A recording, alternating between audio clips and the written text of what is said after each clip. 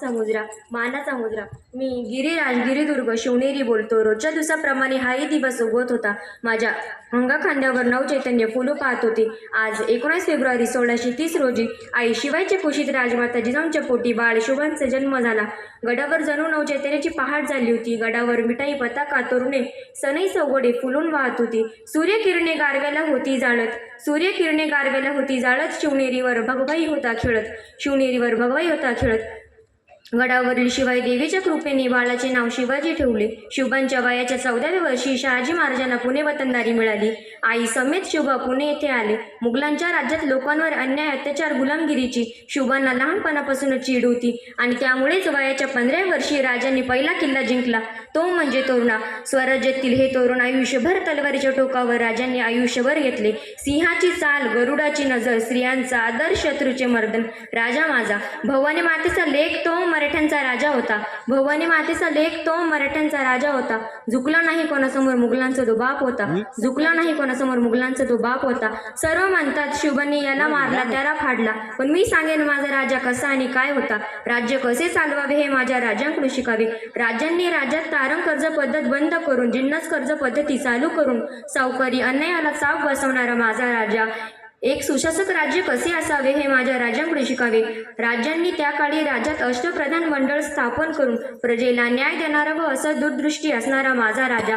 राज्य माझे नसून राज्य हे रयतेचे असावे व स्वराज्यातील गवताची काडी देखील कोणाकडे घाण नसावी, असा एकमेव जाणता राजा. ना होती जातीपाती कलह चिंता, ना होती जातीपाती कलह चिंता. सर्व प्रजा नांदत होती एका छता, सर्व प्रजा नांदत होती एका छता. 6 जून 1674 रोजी शिवनेरी रायगड किल्ल्यावर राजाने छत्र धारण करून शुभा छत्रपती झाले.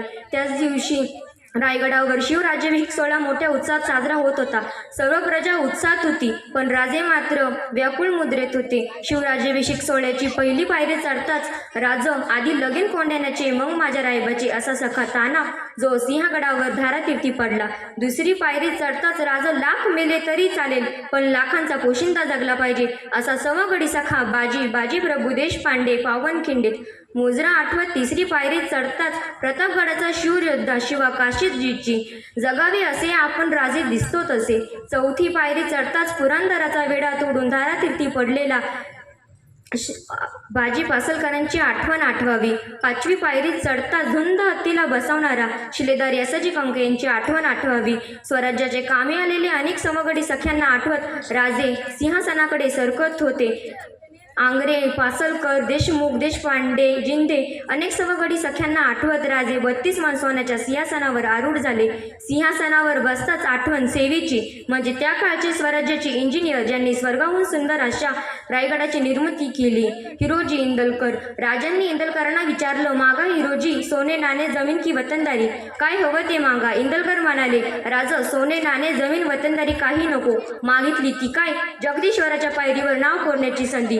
सेवेची अठाई तत्पर हिरोजी इंदलकर.